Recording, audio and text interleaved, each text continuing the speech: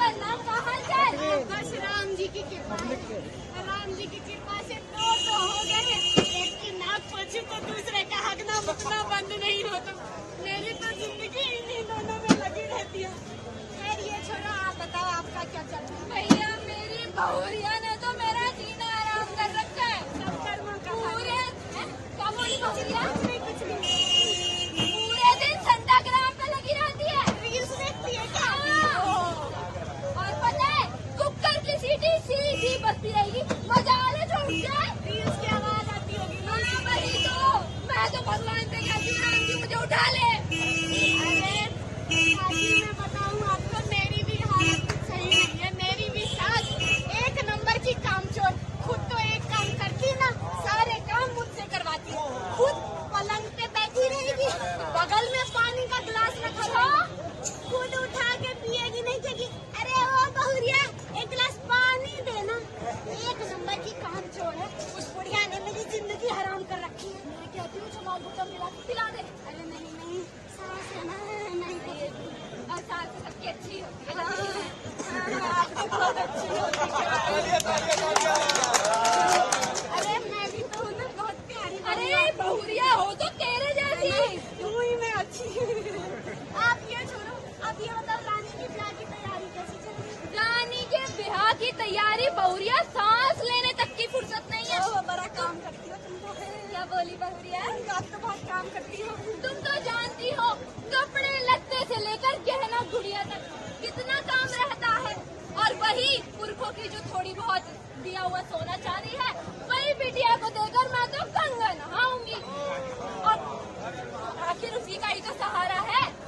अरे काकी, तुम्हारा समय तो चला गया। हमारे सामने मुसीबत मुंह फाड़े खड़ी है। कैसी मुसीबत बहुरिया? अरे राहुल बाबा टीवी पे कह रहे थे घर घर की पोटली खुलेगी। पोटली मतलब काकी ये कि अब घर में जो भी बहन बेटियों, सास ससुर जो भी उनके गहने हैं, स्त्री धन, उन सब का हिसाब लिया जाएगा। हिसाब लेके वो सब सरकार के खजाने में जमा करेंगे, उससे खजाना भरेंगे। अरे आग लगे ऐसी सरकार को, ऐसी पार्टी को। आग लगे। मैं तो ये कहती हूँ कि ये जो गहना है ये हमारी माँ और ससुराल से मिला है। ऐसे कैसे कोई छीन लेगा? मुँह जोश लूंगी उसकी बात है। अरे काकी, हम तुमको क्या बताएं, जब से मैंने ये खबर सुनी है मेरी तो रातों की नींद हराम हो गई है। मुझे तो डर लगता है कहीं ये मेरी सुहाग की निशानी मेरा मंगलसूत्र न छीन ले जाए। ऐसी बातें क्यों करती है? आग बेड़ा गर्क होगा उनका, तू चिंता मत कर। राम राम राम राम राम राम राम राजा राम राम राम राम राम राम राजा राम राम राम राम राम राम राजा राम राम राम। जिंदगी इस सफर है सुहाना, यहाँ कल क्या हो किसने जाना। जिंदगी इस सफर है सुहाना, यहाँ कल क्या हो किसने जाना। राम राम यादव जी। राम राम मास्टर। एक मिनट रुकिए। हाँ। ये कितने का दिया ये गहरा मंगलसूत्र? अरे मास्टर जी, 100 रुपए का, लेकिन इसको लेने का तो कोई फायदा ही नहीं है। अरे मास्टर जी चाय पियो ना आप, क्या पढ़ रहे हो? चाय क्या, आपको पता ही नहीं है। पूरे देश में खबर आग की तरह फैल गई है और आपको कुछ पता ही नहीं है। अरे भैया ऐसी कौन सी खबर है जो पूरे देश में फैल गई और मुझे नहीं पता? अरे भैया तुम तो पूरे शहर के रेडियो हो भाई साहब, और तुम्हें ही नहीं पता? नहीं पता भाई। अरे यादव जी एक बात बोलूं, वैसे मुझे भी नहीं पता यादव जी। अरे लाला जी, आपका ये मजाकिया अंदाज कभी बंद नहीं होता। अरे मास्टर जी, लेकिन आपको पता है देश के क्या हालात हैं?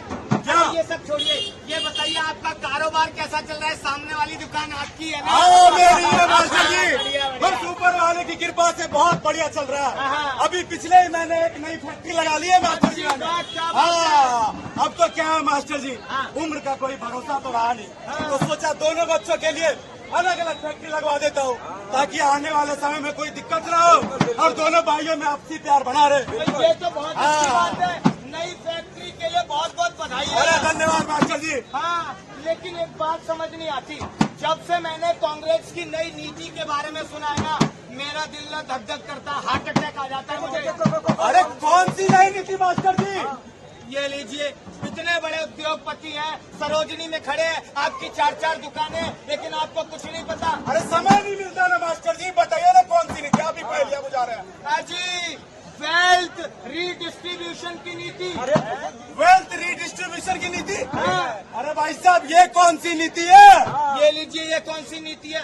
अच्छा चलिए मैं आपको एक तरीका बताता हूँ। हाँ। मान के चलिए आपकी इस दुकान पे आपकी डेली की सेल है 1000 रुपए। अच्छा, ठीक है, और उस 1000 रुपए में से 550 ले जाए सरकार का खजाना। नहीं मास्टर जी, हाँ, ऐसा ही होगा। और आगे सुनिए, और 450 जो बचे वो आप रात को गले में डाल के फिर घर ले जाएंगे। अरे नहीं मास्टर जी, ये कौन सी नई नीति है? बिल्कुल अरे यही। जो ना हमने कभी देखी ना सुनी, ये कैसी नई नीति? अरे मजबूत बनाना ही है तो जिनके पास संपत्ति नहीं है, जो कमजोर है उनको मजबूत बनाओ, ना कि जो मजबूत है उनको कमजोर बनाओ। बिल्कुल सही बात भाई साहब। कांग्रेस के एक बड़े नेता ने यहाँ तक ये भी कहा है कि आपके मर जाने के बाद आपकी जो अरे मास्टर जी, नहीं, अरे यादव जी, मास्टर जी को बिस्किट खिलाओ, मरने मारने की बात कर रहे हैं।